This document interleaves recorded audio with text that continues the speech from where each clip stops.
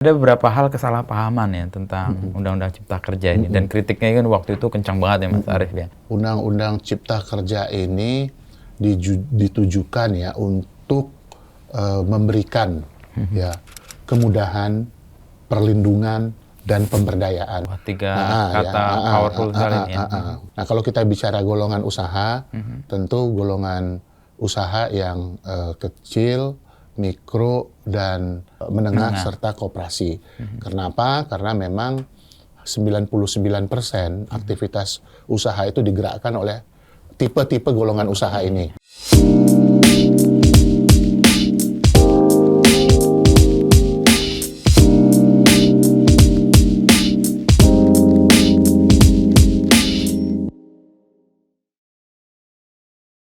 Kebayang nggak sih Mas Arief dulu ketika SMA tuh kuliah ngurusi hal-hal kayak gini? Kebayang nggak? Udah punya imajinasi, wah gue kayaknya... Enggak, ngalir aja? Ngalir aja kita mah. Pilihan dulu kuliah apa? Saya dari pertanian kan, dari IPB ya. Pertanian, kemudian ngambil ekonomi sekolahnya, ya, kemudian politik ekonomi gitu. Sadar bahwa ekonomi nggak bisa stay long ya? Nggak bisa. Dia harus... Permodelan tuh ternyata dalam implementasinya itu membutuhkan manusia untuk melaksanakan. Permodelan butuh manusia. Nah, manusia digerakkan dengan politik itu. Iya, manusia digerakkan oleh interest yang kemudian wujudnya menjadi kelembagaan kan, institusional. Jadi perencanaan ekonomi itu kan harus diinstitusionalisasi. Yang melaksanakan institusionalisasi kan ada aktor. Betul. Aktor itu kan saling berinteraksi gitu. Makanya ekonomi politik itu jadi satu kesatuan ya. Iya. Betul ya. Itu S3-nya ambil itu. Iya. Lo ngajar juga kan Mas Arief? Masih ngajar. Pasca ya? Masih jadi pasca. Seru gak yang ngajar tuh? Hah? Menikmati ngajar itu ya? Ya, banyak pertanyaan-pertanyaan nggak terduga kan kadang. Dari mahasiswa ya?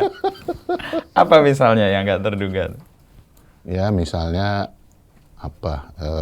Ketika kita mengajarkan soal proses pentingnya institusionalisasi dalam menjalankan satu kebijakan yang inklusif gitu ya. Jadi kan kalau dalam perspektif institusional ekonomi itu, yang namanya institusi itu kan ada yang inklusif, ada yang ekstraktif. Oh, ekstraktif. Ada inklusif, ada yang ekstraktif tuh diametralnya seperti itu.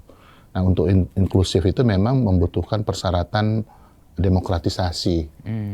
Ya kan, demokratisasi yang solid ya. Kesetaraan berarti yang substansial, membutuhkan equality dalam setiap proses gitu. Nah, beberapa mahasiswa misalnya bertanya, kok ada negara-negara yang sering sekali secara reguler melaksanakan pemilu, ya, tepat waktu, begitu. Tetapi kenapa kemudian mereka juga menghadapi situasi krisis juga secara reguler, gitu loh. Nah, ini kan sesuatu yang memang challenging ya untuk menjawab. Kalau bicara krisis ya, Amerika Serikat aja dalam jangka waktu tertentu menghadapi krisis gitu ya. 2008 misalnya, krisis yang diakibatkan oleh mortgage pada waktu itu, ya kan. Kemudian berimbas ke kita juga waktu itu. Dan berimbas ke kita kan. Kemudian pada waktu COVID, nah itu juga menghadapi situasi yang sama gitu misalnya. Jadi itu berulang terus. 1931 pada waktu zaman resesi itu ya. Zaman resesi besar gitu ya, Great Depression itu. Nah, itu kan berulang-ulang. Demokrasinya jalan terus dengan tapi baik, krisisnya pemilihan gitu. Nah, kira-kira gitu. Jadi gimana itu menghubungkannya gitu loh. Nah, kayak gitu. Pertanyaan-pertanyaan begitu kan kita harus pertama memahami kontekstualisasi daripada setiap krisis, tetapi juga melihat secara histori juga kan. Kemudian yang ketiga ya hubungan ataupun interaksi antar aktor ataupun antar lembaga yang terjadi dalam setiap proses pengambilan keputusan ekonomi, gitu. Jadi faktor atau demokratisasi saja tidak menentukan bahwa sebuah negara akan bebas dari krisis juga. Iya. Ada beberapa faktor yang lain. Iya. Inggris saja misalnya sebagai salah satu contoh kan, pada saat ini juga menghadapi soal yang serius. Ya. Ya kan? Hampir semua negara Eropa. Ya, hampir kan? semua negara Eropa. Jerman, Persis. misalnya juga udah lama mengalami stagnasi. Bahkan ada yang mengatakan ini bagian daripada circular stagnation gitu loh. Jadi stagnasi yang terus-menerus terjadi hampir seperti tidak ada ujungnya, tidak ada akhirnya gitu. Karena pertumbuhan ekonominya juga tidak banyak berubah gitu, nggak pernah melompat gitu dalam jangka waktu yang panjang. Nah dalam ekonomi hal-hal kayak gini kebaca nggak Mas? Sebagai sebuah kayak tren atau sebuah siklus ya, fase-fase tertentu dunia atau negara mengalami hal-hal kayak gini. Iya, jadi mungkin kita kalau dalam siklus tuh kan ada siklus menanjak, ada siklus muncak, kemudian ada siklus menurun ya. Itu kan kurva normal gitu ya. Ya dalam ekonomi juga seperti itu. Cuman tantangannya adalah ya ketika sudah masuk ke dalam fase menanjak dan masuk ke dalam fase puncak, itu kan diharapkan tidak turun lagi kembali menjadi zero. Kan itu yang dijaga, yang kita sebut dengan steady state gitu. Nah tantangan negara-negara yang dari golongan less development country, katakanlah seperti itu, kemudian development country menjadi negara yang advance tuh ada di sana, gitu ya, menjaga agar misalnya pertumbuhan ekonominya tetap baik, ya, kemudian yang kedua juga mendistribusikan keadilan itu dengan baik, karena pertumbuhan ekonomi tanpa distribusi keadilan itu juga akan mengancam, jadi jebakan terhadap pertumbuhan one day gitu ya, dan termasuk juga stabilitas ekonomi. Dan di sini memang diperlukan institusionalisasi, Mas Inu, institusionalisasi yang kelembagaan termasuk birokrasinya itu yang inklusif, persyaratannya di situ. Jadi bukan aturan ataupun kebijakan itu ditujukan untuk sekelompok elit gitu ya, tetapi memang untuk didistribusikan untuk seluruh komponen dan kebutuhan yang ada di masyarakat. Prinsip inklusivitasnya di situ ya. Nah, selama menjadi staf khusus Presiden bidang ekonomi kan itu soal-soal yang digeluti tuh Mas Arief. Dan Presiden Jokowi sangat concern di situ kan. Inklusivitas, lalu bagaimana terutama ya desa, masyarakat yang ada di pinggiran atau mereka yang ada di kategorikan sebagai orang kecil itu mendapat pembelaan. Nah, itu concern yang terus dilakukan ya? Oh iya, Pak Presiden sejak kami mengikuti beliau di tahun 2014 pertama kali memerintah ya, melihat bagaimana concern keberpihakan terhadap orang kecil, terhadap UMKM itu sangat tinggi ya. Nah itu diwujudkan misalnya di awal-awal pemerintahan itu dulu memunculkan program kredit usaha rakyat. Sebenarnya bukan program yang baru ya, kredit usaha rakyat. Sebelumnya juga udah ada, tetapi oleh Pak Presiden ini akses modal, kita sebut juga dengan akses kapital gitu ya, dalam bentuk modal pembiayaan gitu, itu diberikan dengan suku bunga yang spesial. Lebih rendah gitu. Rendah, dimulai dengan 9% pada waktu itu. Kemudian turun menjadi 7 dan sekarang 6. Bahkan untuk mereka yang baru memulai usaha, yang sifatnya frontier gitu ya, itu diberikan 3%. Ya. Jadi bagi mereka yang startup, itu diberikan 3%. Itu wujud ya. Pembelaan wujud pembelaan agar kemudian golongan usaha terutama yang mikro ini, masyarakat kita ini bisa naik kelas, punya mobilitas sosial vertikal melalui distribusi akses ya kita sebut ya. Distribusi akses kan kalau tadi kita kaitkan dengan obrolan sebelumnya, inklusivitas tadi kan. Jadi semua orang punya kesempatan yang sama untuk mendapatkan ruang dia berusaha dan sebagainya. Betul. Nah, akses itu kan bukan yang namanya akses kapital itu kan bukan hanya pembiayaan, tetapi juga permit atau perizinan itu juga kan akses. Akses itu kan juga terkait dengan perizinan ya. Pak Presiden kan sejak awal pingin tuh merata, semua sama mendapatkan kemudahan, kecepatan, baik orang biasa ataupun orang yang tidak biasa gitu kan. Atau pengusaha yang sudah memulai lebih awal ya. Nah, kemudian ada juga kan distribusi aset. Jadi ada akses, ada aset. Nah, itu yang dijalankan misalnya melalui proses reforma agraria. Ya, memberikan kecepatan, pelayanan, sertifikasi. Betul. Misalnya ya, itu kan aset ya yang tadinya tidak memiliki bukti legalitas tanah, tapi kemudian menjadi bukti legal. Itu misalnya bagi mereka yang telah menguasai tanah. Tapi bagi mereka yang belum punya tanah ataupun belum menguasai tanah, kan diberikan kesempatan untuk mengelola tanah, aset-aset negara, untuk dikelola melalui berbagai macam program perhutanan sosial misalnya, sebagai salah satu contoh gitu, yang bisa dimanfaatkan bukan untuk tanaman hutan, tapi untuk produksi. Tapi juga untuk cash crop ya, tanaman-tanaman yang cepat menghasilkan pendapatan 3 bulan, 6 bulan, jagung misalnya seperti itu. Akses, aset. Dan dua hal ini yang kemudian kayak jadi concern yang oleh Bapak Presiden waktu itu di sounding ke Undang-Undang Cipta Kerja waktu itu ya.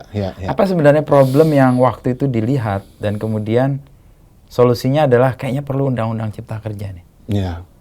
Apa Mas Arief waktu itu? Yang pertama tentu sebagai negara yang memiliki bonus demografi kita memiliki jumlah angkatan kerja yang terus bertambah setiap waktu. Dan ini harus terkanalisasi dengan penciptaan lapangan kerja. Nah, penciptaan lapangan kerja itu terjadi melalui dua hal kan. Pertama ada aktivitas ekonomi, ya, aktivitas. Kemudian yang kedua ya tentu ada kerja-kerja dari aspek regulasi yang dikerjakan oleh birokrasi. Nah, aktivitas ekonomi ini bisa dikerjakan oleh swasta, masyarakat umum juga ya, ataupun masyarakat umum, koperasi maupun badan usaha milik negara gitu. Tetapi kalau kita lihat secara keseluruhan size ekonomi kita kan digerakkan oleh masyarakat ya. Maka caranya adalah satu, bagaimana agar kemudian timbul banyak orang yang melakukan aktivitas usaha dan aktivitas usaha itu dapat dilakukan dengan mudah.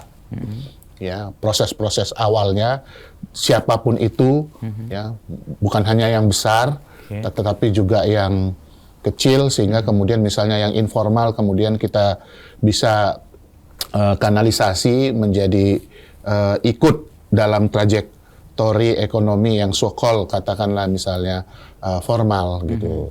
Nah, dari situ kemudian mereka perlu injeksi modal, ya kan, injeksi modal untuk modal kerja ataupun modal untuk mesin, itu investasi ya untuk mesin. Misalnya dari situ kemudian mereka membutuhkan tambahan orang yang bekerja. Dari situ mungkin tercipta lapangan pekerjaan. Nah, itu sebenarnya yang mendasari landasan ya berpikirnya. Nah, kemudian dilihat yang paling utama apa sebenarnya kalau misalnya kita dalam menjalankan aktivitas ekonomi ataupun usaha ini yang dirasakan oleh banyak kalangan ya, kalangan usaha golongan mikro, kecil, menengah, koperasi dan lain sebagainya. Yang pertama adalah soal kerumitan dalam problematika perizinan.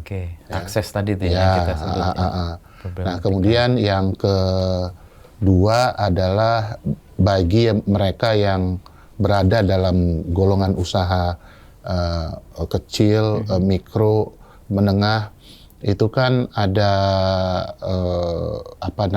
ada satu proses yang mungkin kita menyebutnya lacking ya. Ketika dia ingin naik kelas dari mikro kemudian mau menjadi kecil gitu. Ya ada mungkin karena kebudayaan dia pengennya seperti itu, tapi mungkin karena ada akses modal yang nggak bisa dicapai, ada mungkin karena ada problematika perizinan gitu ya, sehingga kemudian itu juga jadi concern di dalam undang-undang Cipta Kerja gitu, karena kita harus membuka kesempatan sebanyak-banyaknya entrepreneur yang muncul, sehingga kebutuhan akan ketenaga kerjaan itu bisa terserap dari angkatan kerja yang tersedia pada saat ini gitu. Jadi itu dua hal itu, dan sehingga kemudian itu menjadi cipta kerja. Ya. Nah, yang ketiga tentu adalah memberikan kepastian kepada tenaga kerja itu sendiri, gitu. Jadi ya satu soal perizinan, ya license tadi, kemudian yang kedua soal kemudahan, ya, kemudian yang ketiga soal kepastian. Bukan hanya bagi dunia usaha, tetapi bagi orang yang bekerjanya juga. Gitu. Maka kemudian di dalam Undang-Undang Cipta Kerja itu ada klaster khusus yang membahas mengenai ketenaga kerjaan. Ada beberapa hal kesalahpahaman ya tentang Undang-Undang Cipta Kerja ini, dan kritiknya kan waktu itu kencang banget ya Mas Arief ya. Kalau melihat itu Mas Arief bisa menjelaskan kesalahpahaman orang tentang Cipta Kerja itu apa yang perlu disampaikan ya? Ya, yang pertama tentu bahwa Undang-Undang Cipta Kerja ini ditujukan ya untuk memberikan ya kemudahan, perlindungan, dan pemberdayaan. Kemudahan, perlindungan, dan pemberdayaan. Wah, tiga kata powerful sekali ini ya. Kemudahan, perlindungan, dan pemberdayaan. Nah, kalau kita bicara golongan usaha, tentu golongan usaha yang kecil, mikro, dan menengah, serta koperasi. Kenapa? Karena memang 99% aktivitas usaha itu digerakkan oleh tipe-tipe golongan usaha ini. Itu aktivitas ekonomi kita mikro, kecil, dan menengah. Digerakkan. Dan secara khusus mikro lagi, itu 97%-nya mikro. Gitu loh, ya itu yang pertama. Nah, kemudian yang kedua untuk memberikan kepastian kepada aspek ketenaga kerjaan gitu ya, sehingga kemudian tidak macam-macam ya, misalnya tentang struktur dan skala upah yang lebih diatur, kemudian mekanisme PKWT yang pada awalnya memang menimbulkan kontroversi ya, tapi kemudian diatur kembali, misalnya seperti itu untuk bidang-bidang yang secara khusus yang memang bisa dikerjakan hanya untuk PKWT. Jadi kemudian serta jaminan-jaminan sosial yang terikut di dalamnya. Jadi kita di dalam Undang-Undang Cipta Kerja ini, misalnya dalam konteks ketenaga kerjaan, klaster ketenaga kerjaan, mengurangi ketidakpastian, mengurangi kemungkinan orang untuk menjadi prekariat gitu loh. Kira-kira seperti itu dalam konteks Undang-Undang Tenaga Kerja ini gitu loh, Mas. Jadi proses untuk memastikan status, aturan yang lebih jelas, itu Cipta Kerja punya andil di situ untuk tenaga kerja. Iya. Dan ini memang dalam konteks yang tadi itu, yang license misalnya ya, perizinan gitu, itu memang membutuhkan satu proses integrasi sistem. Ya, integrasi sistem, integrasi bisnis proses, karena kita tadinya yang sifatnya multiple submission ya, sekarang ataupun multiple entry, kita harus dari satu meja ke meja yang lain gitu.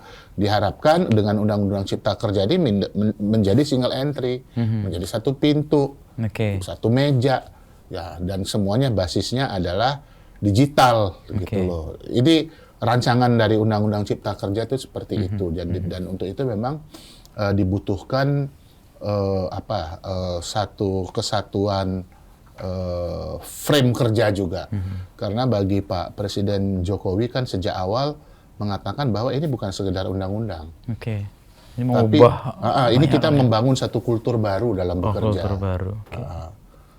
membangun kultur baru dalam bekerja yang lebih afirmatif, yang lebih inklusif, dan tentu yang lebih accountable dan responsible gitu loh. Lalu tugas Satgas kan sebenarnya persis di situ tuh Mas Arief, sebagai sekretaris Satgas untuk Undang-Undang Cipta Kerja. Kan ada sejumlah ideal cita-cita tadi Presiden mengatakan bahwa ini tidak hanya soal undang-undang, tapi ini perubahan paradigma bahkan cara bekerja dan sebagainya. Nah, untuk menuju situ kan ada tahapannya tuh. Ada bottlenecking di sini, ada ketidaksinkronan satu pihak dengan pihak lain. Nah, tugas-tugas Satgas persis di mana di situ, Mas? Jadi karena memang ini satu project ya, yang panjang ya, karena tadi itu merubah kultur ya. Kultur bahkan. Merubah kultur, jadi Pak Presiden tuh punya pemikiran undang-undang ini kan lebih dari 1.000 halaman, Mas. Ya. Inu ya.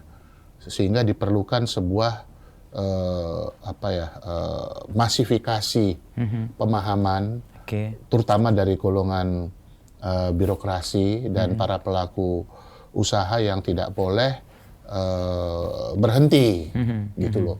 Harus terus dilakukan, gitu sosialisasinya, gitu ya.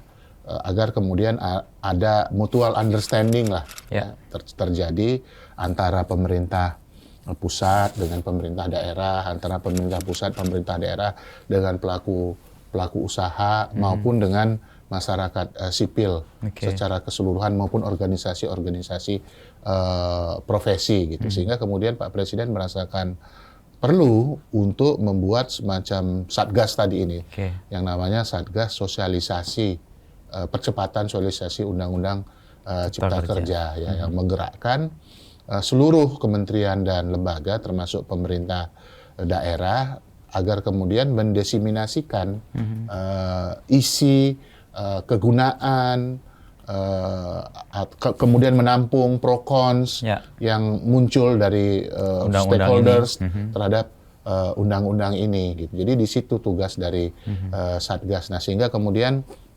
dalam perjalanannya Satgas juga ikut terlibat ya untuk melakukan semacam debottlenecking ya. Debottlenecking kalau misalnya ada hal-hal yang dirasakan dari sisi aturan yang memerlukan fine tuning, penyempurnaan ya. Kita ya mempertemukan ya para pihak dari hasil temuan-temuan yang kita dapatkan dari sosialisasi itu. Supaya bottlenecking-nya teratasi. Ya, bisa itu teratasi. umumnya terjadi di mana, Mas Arief? Di level apa? Nah, yang terutama dalam fine tuning policy ya. Kebijakan ya. Kebijakan itu maksudnya aturan dalam hal ini, Mas Inu. Jadi kita ambil contoh misalnya ini kan ada klaster yang terkait dengan perizinan. Ada klaster yang terkait dengan pemberdayaan dan perlindungan terhadap usaha mikro, kecil dan menengah.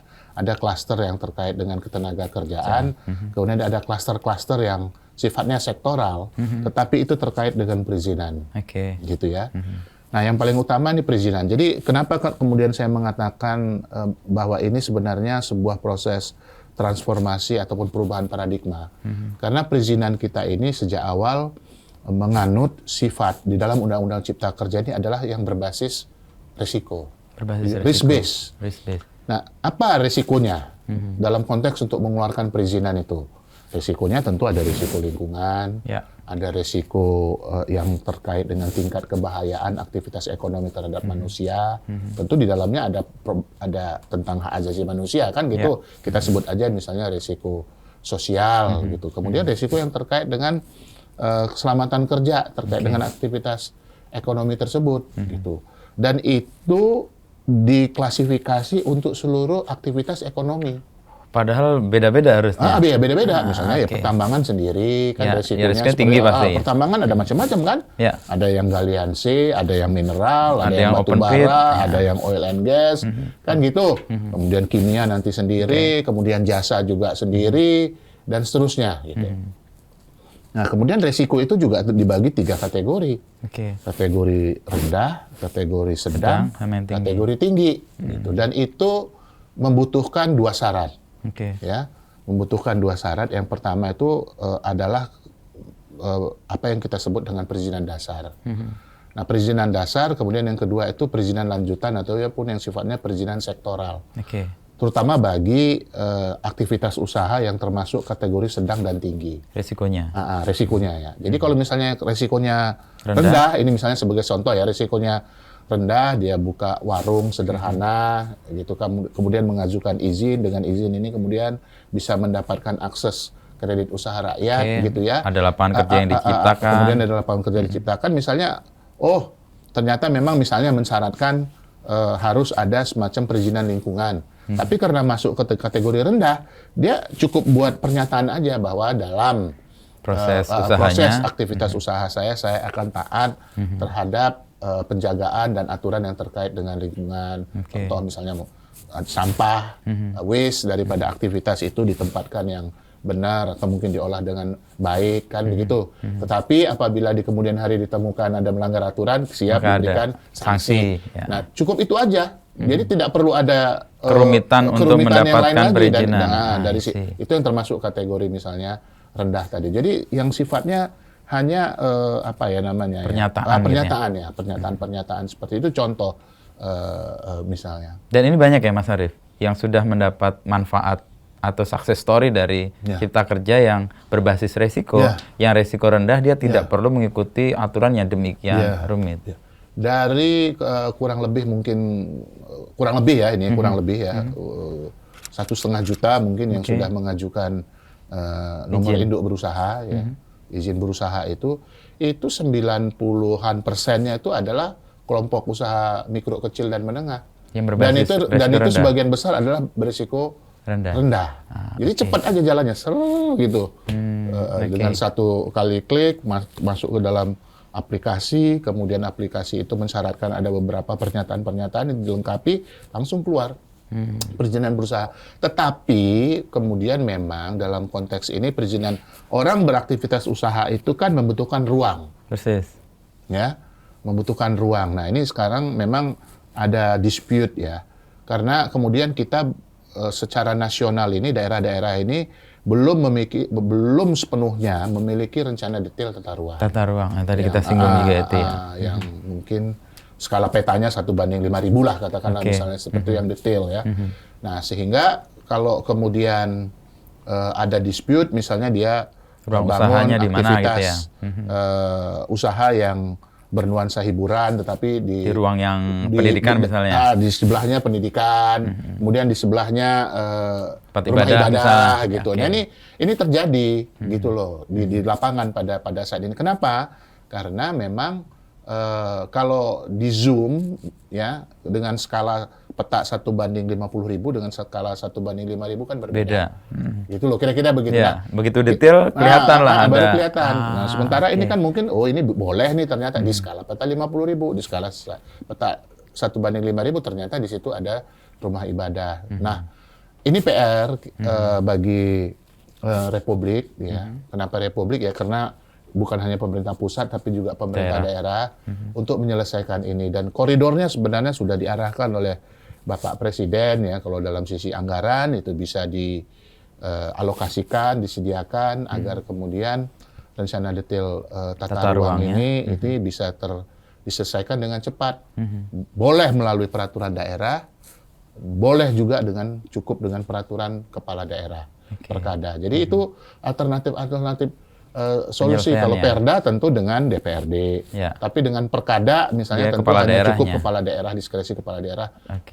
Tapi yang penting itu ada intensi untuk menyelesaikan rencana detail tata ruang ini, karena ini menjadi penting gitu, sehingga kemudian tidak terjadi overlapping gitu. Nah itu dalam konteks misalnya perizinan dasar yang sekarang kita hadapi, dan kita juga dorong untuk melakukan akselerasi dengan ATR BPN, kemudian dengan Kemendagri, Kementerian Dalam Negeri, agar kemudian mempercepat penyelesaian rencana detail tata ruang yang memang ini sangat mendesak ya menurut pandangan saya untuk diselesaikan.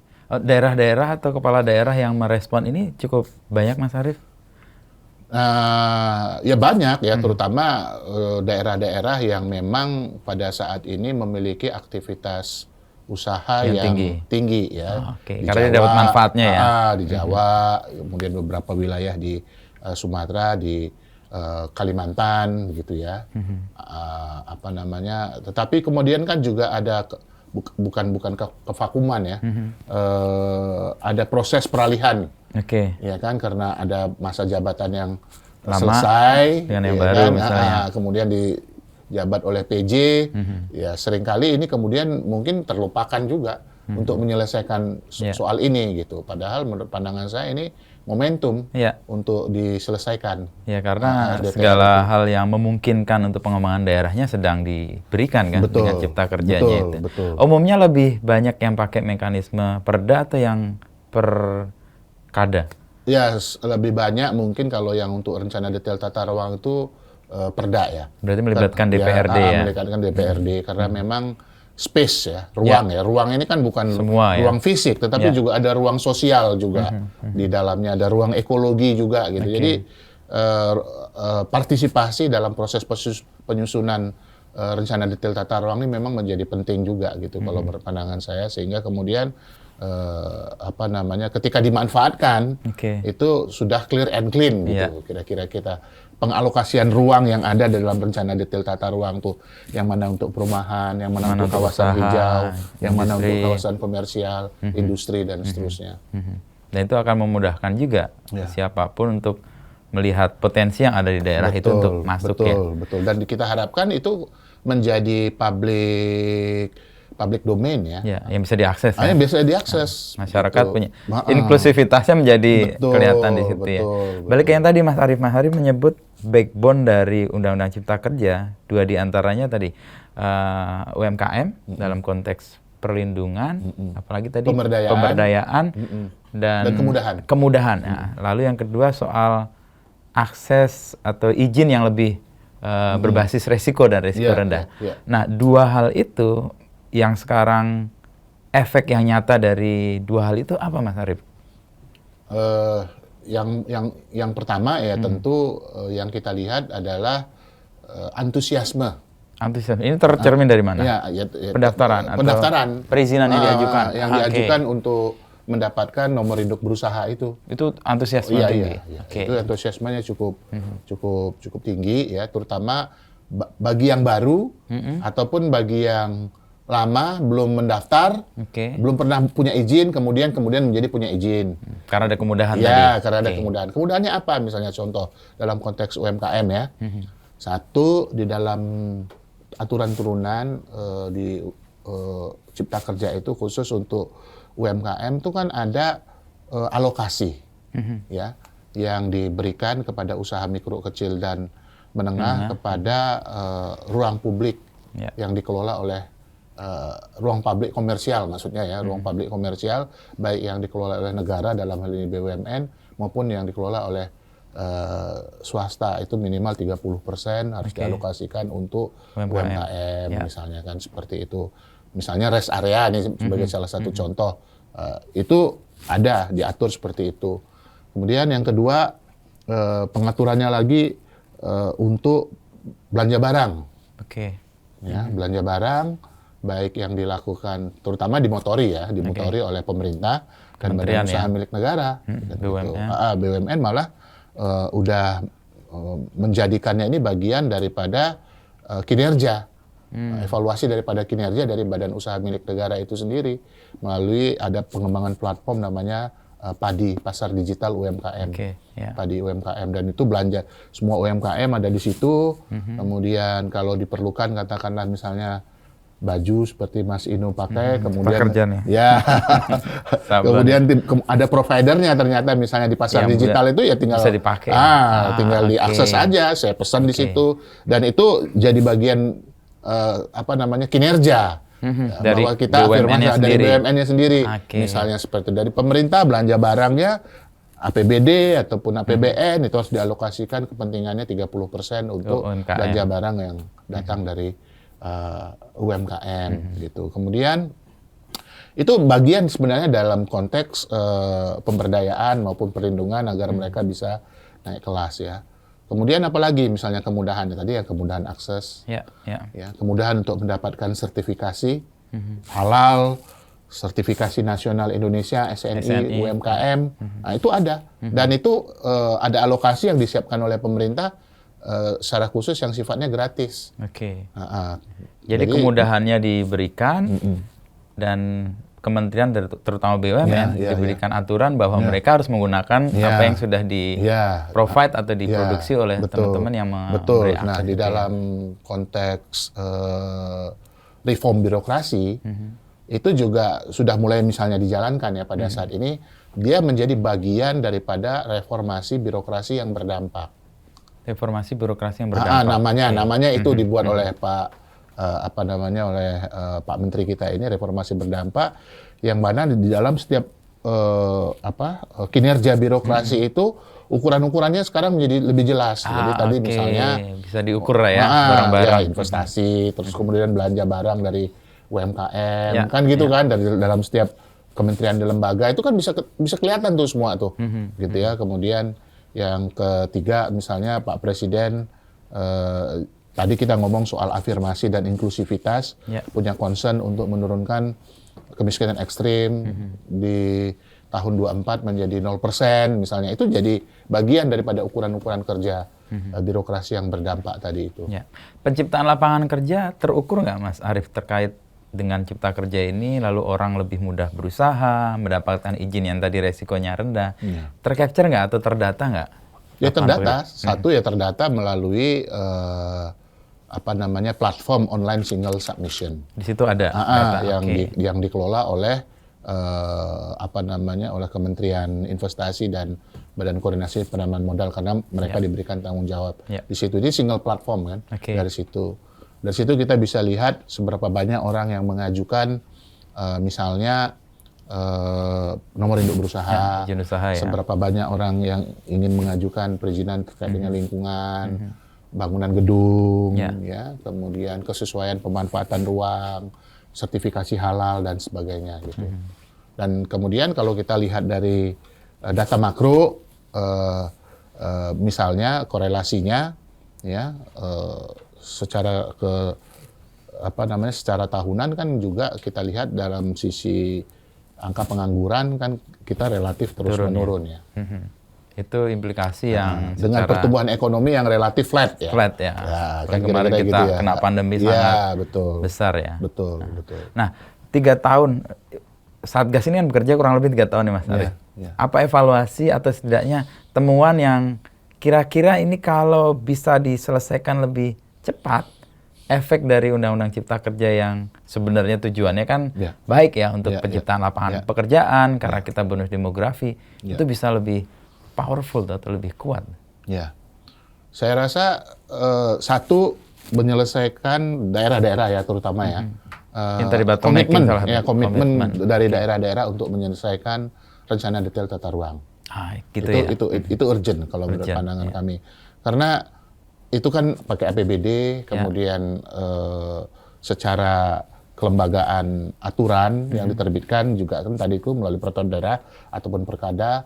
Jadi ya teman-teman kepala daerah bersama-sama dengan teman-teman legislator di daerah, mari kita sama-sama menyelesaikan ini dengan cepat karena ini bagian daripada kita untuk menggerakkan ekonomi, mempercepat terciptanya lapangan kerja dan memberikan kepastian kepada mereka yang beraktivitas dalam ekonomi maupun yang mau berusaha. Tata ruang itu diperlukan untuk memberi kepastian tentang ruang-ruang usaha berarti ya? Memberikan kepastian kepada ruang-ruang usaha dan ketertiban sosial. Nah, karena untuk berusaha kan diperlukan satu kondisi yang pasti damai, tertib, kan gitu ya. Ya kalau misalnya terjadi, saya diberikan izin. Tapi tiba-tiba berubah. Tiba-tiba karena izinnya tadi rencana detail tata ruangnya masih makro, gitu ya. Ternyata tadi misalnya bersebelahan dengan rumah ibadah, atau tempat pendidikan. Akhirnya kan di lapangannya jadi dispute, gitu ya. Yang kemudian yang repot siapa? Yang repotnya juga orang yang berusaha, masyarakatnya juga resah, resiko juga. Kemudian birokrasinya juga kan harus menyelesaikan soal ini di lapangan. Bisa dikonflik atau masalah gitu loh. sosial ya. Kira-kira kan seperti itu. Akhirnya lapangan kerjanya juga nggak pasti juga. Merasa tidak ada kepastian. Jadi ini contoh ya. Kemudian yang kedua selain tata ruang adalah fine tuning ya agar kemudian terjadi integrasi spirit. Antara yang diintegrasikan antara spirit Undang-Undang Cipta Kerja ya dengan spirit peraturan pemerintah dan daerah, peraturan kementerian dan lembaga dengan peraturan daerah, itu diharapkan tuh sama-sama memberikan kemudahan, sama-sama memberikan perlindungan, sama-sama memberikan pemberdayaan, sama-sama memberikan kepastian dan kecepatan. Itu spiritnya. Iya. Jadi jangan spirit yang di level pemerintah setinggi itu di daerah atau di level yang lebih bawah tidak sama itu. Nah, itu. Kemudian yang ketiga spirit dalam melakukan digitalisasi. Oke, ini tadi yang sinkronisasi antar data itu ya. Karena integrasi sistem ini agar kemudian kita mendapatkan kecepatan, kemudahan, inklusif, transparan, itu membutuhkan prasyarat digital. Oke. Gitu Yang bahasanya sama. Yang bahasanya sama, gitu kan. Termasuk tata ruang tadi itu, ya kalau udah jadi ya petanya juga diakses secara digital gitu. Yang ketiga tadi tantangannya kayaknya teknikal, tapi serius juga tuh Mas Arief. Sangat serius. Karena kan antar lembaga kan dia masing-masing punya entah aplikasi atau bikin sesuatu inisiatif, tapi nggak bisa saling berkomunikasi tuh. Nah, integrasikannya gimana Mas Arief? Nah, ini yang memang sekarang menjadi PR yang sedang dikerjakan oleh teman-teman ya di online yang mengelola OSS. OSS, gitu, yang mengelola OSS. Untuk memungkinkan saling bisa bercakap-cakap antar aplikasi itu, berarti kan ada kerelaan satu lembaga atau satu inisiatif itu menyesuaikan kan? Ya. Itu mudah tuh.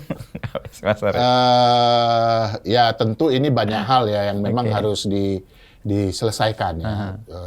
Dan ini sedang berproses untuk itu. Jadi misalnya harus ada platform yang agar kemudian terjadi kesamaan bahasa, katakanlah misalnya gitu kan. Ada platform yang mungkin harus diterminasi. Ya, ya itu kan ada owning atas produk gitu kan. Owning atas produk. Kemudian ada juga problematika yang terkait dengan accountability. Karena ini kan pakai uang negara. Misalnya bagaimana nih?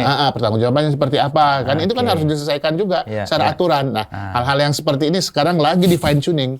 Jadi karena ini memang sebuah kerja besar, kerja raksasa untuk membangun sistem ya, untuk membangun sistem baru, dan mengubah kultur tadi dan merubah kultur. Jadi memang butuh waktu ya.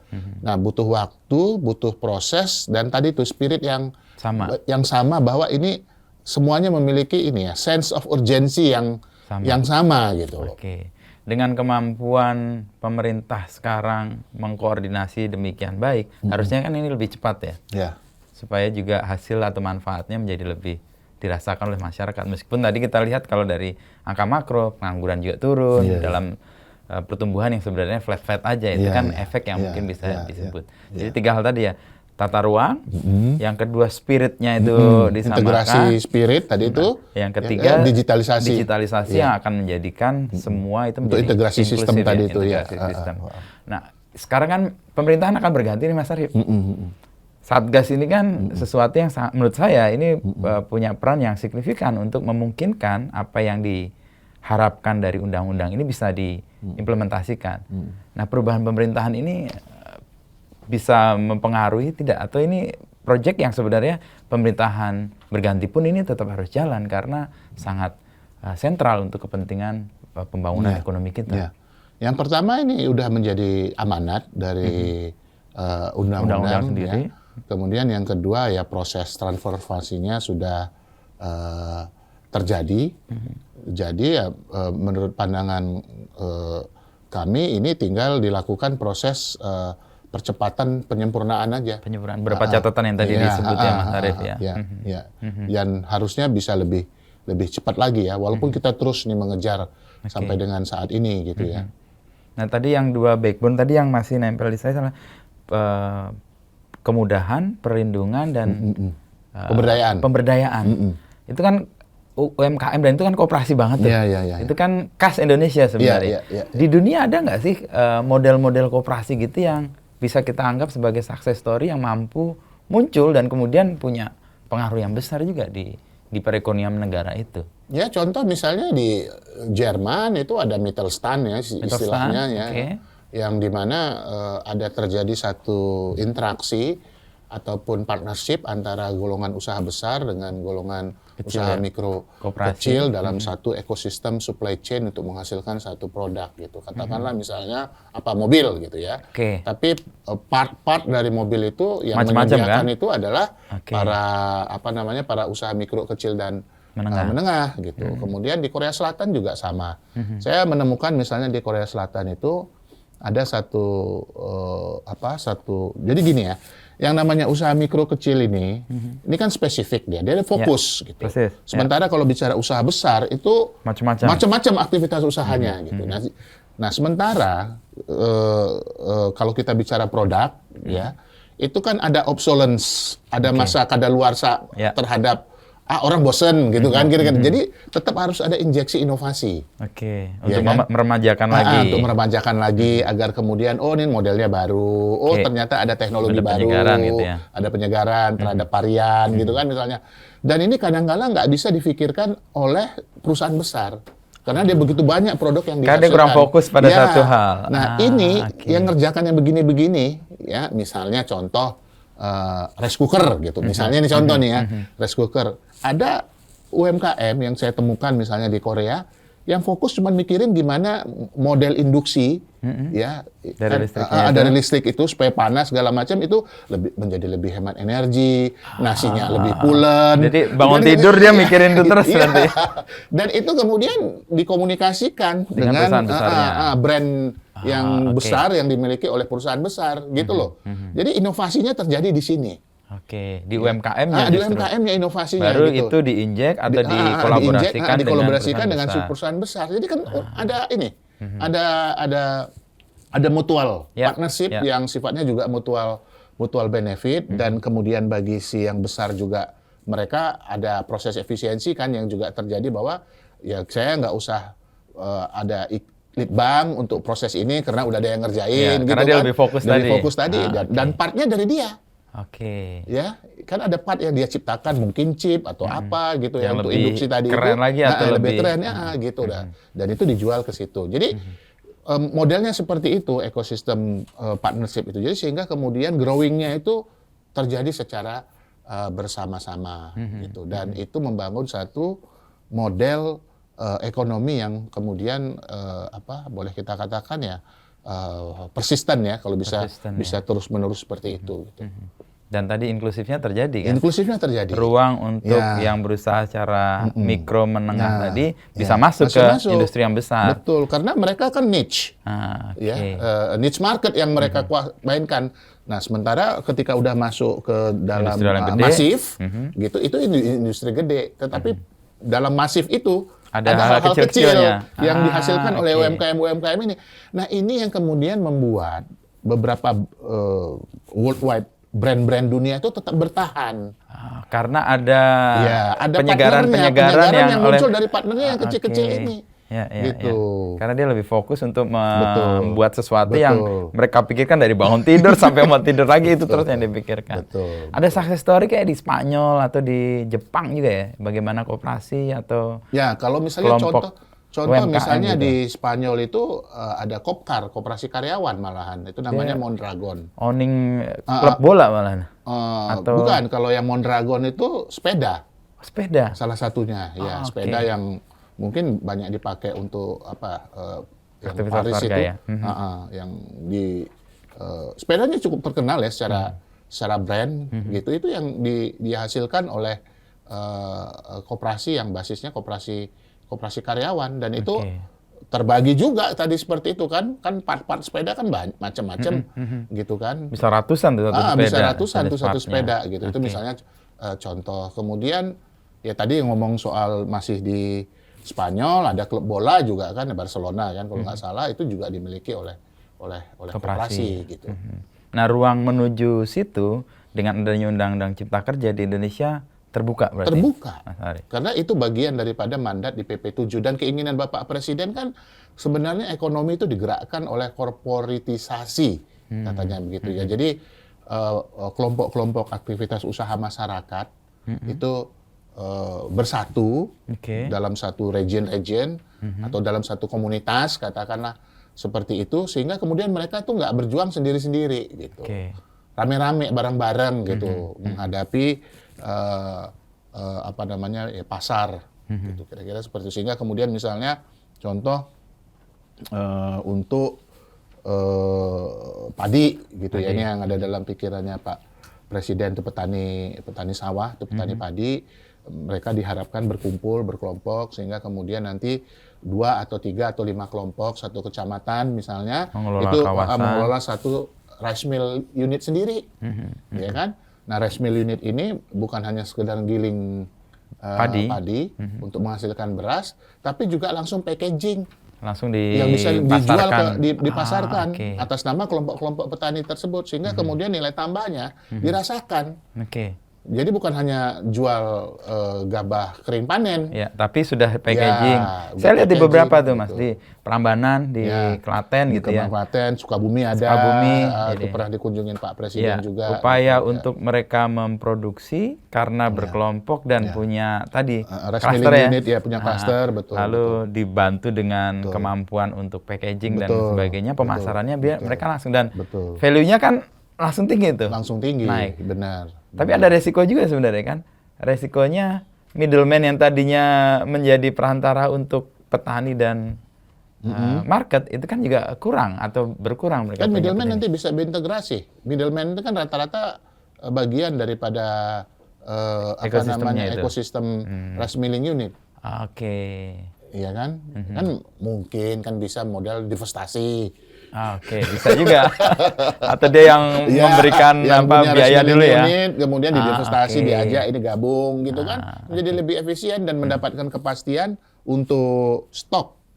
Oke. Ya kan? Yang kontinum gitu. Misalnya kan seperti itu. Oke. Nah, kalau lihat dari ruang yang dibuka oleh Undang-Undang Cipta Kerja demikian besar, banyak gitu ya. Lalu terhadap orang-orang yang masih salah paham tuh, Mas Arief melihatnya gimana? Ya, kita terus berdiskusi dong. Oke, ya untuk membuka juga Ya, bahwa membuka kemungkinan ada ruang ya. yang Dan kan salah kesempatan dilihat. untuk melakukan improvement kan terjadi, Mas, terus-menerus ya. Jadi misalnya terhadap klaster ketenagakerjaan. Itu kan PP 35, 36, 37 turunannya ya dari klaster ketenagakerjaan. Dan kemudian dengan banyaknya masukan-masukan misalnya kemudian dirubah. Oke. Kemudian yang sekarang kemudian menjadi PP 51 dan menjadi lebih afirmasi, Afirmatif ya, afirmasi ya. Seperti apa yang diharapkan oleh golongan pekerja. Mhm. Walaupun kemudian dari golongan dunia usahanya mengatakan Komplain bahwa lagi. kok jadi begini gitu loh, kan begitu. Jadi ini kan nggak apa-apa. Ini menurut pandangan saya sebuah proses dialog untuk menemukan yang mendapatkan tepat, satu ya. titik temu yang optimum gitu. Artinya terhadap mereka yang minor atau terhadap mereka yang mengkritik itu justru sebenarnya masukan yang baik ya untuk melakukan penyempurnaan Betul. atas Dan ini undang-undang penting harus kita lakukan dengan serius gitu ya. Oke. Kalau dari sisi lebih jauh nih Mas, Undang-Undang Cipta Kerja kalau kita ngelihat dari dalam kan ya ada diskusi, ada dialog, ada yang keberatan, ada yang suka. Tapi dari kacamata internasional dilihat sebagai hal yang baik atau gimana Mas Arief? Kalau dalam kacamata internasional sepanjang yang kami pantau ikuti, gitu ya. ini bagian daripada reform struktural kita. Dikategorikan sebagai reform struktural. Karena reform struktural itu kan menyangkut 3 hal ya. Satu kelembagaan. Dalam hal ini mungkin aturan-aturannya. Ya, kemudian yang kedua adalah alokasi sumber daya. Tadi alokasi sumber daya kan ada yang terkait dengan pemberdayaan dan lain sebagainya kan lebih inklusif kan gitu kan ya. Kemudian yang ketiga ya tentu ya ada aktor ya. Aktornya kan diharapkan semua memiliki akses yang setara, yang equal kan kira-kira seperti itu. Dan itu kemudian memang transformasinya nanti kita bisa lihat misalnya di dalam competitiveness kita kalau berdasarkan ukuran yang dilakukan oleh internasional, apakah is doing of business dan lain sebagainya gitu loh. Itu tiap tahun dipantau berarti. Tiap tahun dipantau seperti itu. Is doing of business. Dan trennya gimana Mas Arief? Trennya relatif membaik ya. Untuk beberapa termasuk misalnya dalam konteks soal perizinan itu membaik ya. Ya akses tadi ya ya lebih cepat ya, menjadi lebih cepat. Juga diberikan kepada masyarakat. Nah kalau ini terakhir Mas Arief, untuk memastikan bahwa tujuan awalnya kan ini tadi mau menciptakan lapangan pekerjaan, kita lagi bonus demografi tinggi, dan kita ingin melakukan pemerataan dengan harapan kesejahteraannya terwujud. Ini kan pasti tujuan yang panjang sekali. Nah kalau mau dilihat ya dalam proses menuju ke situ, kita di level mana nih Mas untuk ke sana itu ya? Akses sekarang udah dapat lah ya orang ya. Aset juga dengan pembagian lahan dan sebagainya itu dilakukan. Tapi lalu kemudian menjadi berdaya, kemudian menjadi sejahtera, menjadi merata itu. Ya. Yang pertama kalau secara kategori ya kita kan saat ini berada dalam negara golongan berpendapatan menengah atas. Ya. Dan kita lihat semua negara nih sekarang. Dan itu terjadi pada zaman pemerintahannya Pak Jokowi gitu ya. Kita di G20 lah salah satu tandanya kita di G20 gitu ya. Kemudian yang ketiga, komitmen untuk menurunkan kemiskinan, menciptakan equality itu juga terjadi. Bahwa kemudian masih ada PR, misalnya dalam konteks distribusi, ini yang terus dikejar. Ya. Kemudian kita harapkan ini berkelanjutan ke pemerintahan yang akan datang, komitmen untuk menciptakan keadilan, kemudahan, perlindungan, ya, pemberdayaan terhadap golongan usaha mikro, kecil dan menengah, dan beberapa kebijakan-kebijakan yang udah jalan tadi misalnya ya, alokasi untuk UMKM terhadap belanja APBN, KUR yang dengan suku bunga yang lebih rendah, bahkan kecil sekali ya, distribusi aset, tanah, gitu ya, kemudian akses. Ini kita harapkan justru makin lebih cepat lagi, lebih baik lagi gitu, dan diteruskan. Dan harapannya cita-cita untuk membuat kesejahteraan lebih terdistribusi dengan cipta kerja itu dan koordinasi dengan daerah tadi ya, bottlenecking untuk ya, daerah memang kemudian menjadi kunci ya dalam hal ini, karena kita telah memilih jalan demokrasi untuk agak melelahkan, tapi ya sudah, itu bagian yang kita sudah pilih ya. Cita-cita ekonomi ini gitu ya, untuk mencapai cita-cita ekonomi yang kita ingin tuju gitu. Lebih sejahtera, lebih merata untuk masyarakat secara keseluruhan. Lebih sejahtera, lebih merata, lebih adil gitu kan. Kalau Mas Arief melihat nih ke depan nih, kan bergulir di ekonomi cukup panjang. Potensi ekonomi Indonesia ke depan dengan sejumlah hal yang sudah kita bangun ya, dengan Undang-Undang Cipta Kerja, lalu pemerintahan juga sudah akan berganti ya, dan kita melihat posturnya seperti apa kalau Mas Arief melihat? Saya melihat bahwa kita memiliki potensi potensi ekonomi ya, yang atraktif ya. Atraktif. Jadi jangan lihat Indonesia itu sebagai wilayah daratan, tapi lihat juga dia sebagai wilayah lautan. Oh, itu yang sering orang nggak lihat ya. Ya, ini wilayah lautan ini kan resources ya, yang masih belum kita seriusi. Ya, bukan hanya dalam konteks sumber daya perikanan, tetapi dalam konteks sumber daya kelautan secara keseluruhan ya. Aspek logistiknya, aspek geologik lautnya gitu kan. Karena kita tahu di beberapa wilayah pantai kita gitu terkandung misalnya minyak dan gas misalnya, seperti itu gitu. Kemudian yang kedua, kita memiliki keanekaragaman sumber daya hayati yang sangat luar biasa, dan ini nggak pernah divaluasi juga. Gitu ya. Kalau kita bicara mengenai ada satu daerah ya, ini di Prancis namanya Grasse. Nah, Grasse itu Ka'bah untuk parfum. Oh, disitulah orang merujuk. Grasse ya. Grasse di Prancis. Nah, suatu ketika kita diskusi sama orang di Grasse ini, dia tahu betul Indonesia.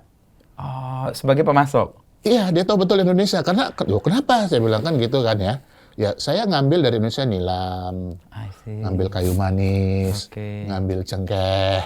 Dia bilang untuk bagian daripada meracik parfum. Keragaman itu ya. Dan itu tersedia sangat banyak di Indonesia. Gitu lah. Belum lagi ya bunga-bunga tropika. Gitu loh misalnya, dan tumbuhan-tumbuhan yang lain. Gitu. Dan itu kita bicara parfum, belum kita bicara obat-obatan. Herbal ya. Kan gitu. Belum lagi kita bicara mengenai pada saat ini tentang mitigasi dan adaptasi iklim dalam konteks climate change, carbon trading. Misalnya. Itu kan juga luar biasa gitu loh. Gitu. Jadi untuk memboosting perekonomian nasional kita ini memang tinggal diarahkan, tinggal diinstitusionalisasikan dengan baik, dengan lebih apa tadi ya, dengan lebih inklusif, dengan lebih akuntabel begitu. Ya tentu dengan pendekatan yang lebih sistemik ya. Ya. Jadi atraktiveness dari ekonomi kita dengan adanya cipta kerja ini dan koordinasi dengan semua stakeholder ya, terutama daerah tadi dengan PR-PR tadi, harapannya ada menjadi potensial yang menjadi aktus kan, nggak hanya potensi aja, tetapi teraktualisasi menjadi itu. Jadi dua Mas kuncinya itu ya untuk menuju ini.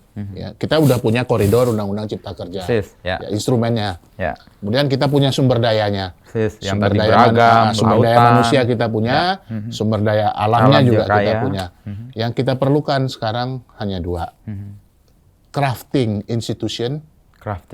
Di dalam crafting institution itu ada crafting governance, tata kelola yang baik, gitu. Nah kalau ini kita bisa lakukan dengan cepat, maka kita akan melompat. Dan attractiveness tadi menjadi potensi, tidak hanya potensi tapi aktual ya.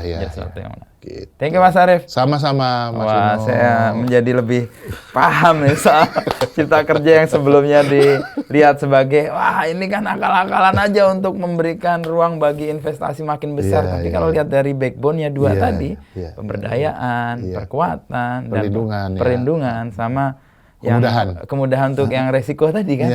Itu kan ruang untuk orang berusaha, institusi-institusi kecil untuk mendapatkan manfaat ekonominya juga terbuka, dan itu dari angka yang mendaftar itu cukup tinggi ya. Thank you Mas Arief. Sama-sama. Senang sekali. Banyak kita ketemu di istana. Terakhir kita ketemu di Gagas RI kan? Iya, pada waktu dengan Pak Haidar ya. Itu keren sekali itu. Matur nuwun. Sama-sama. Sip.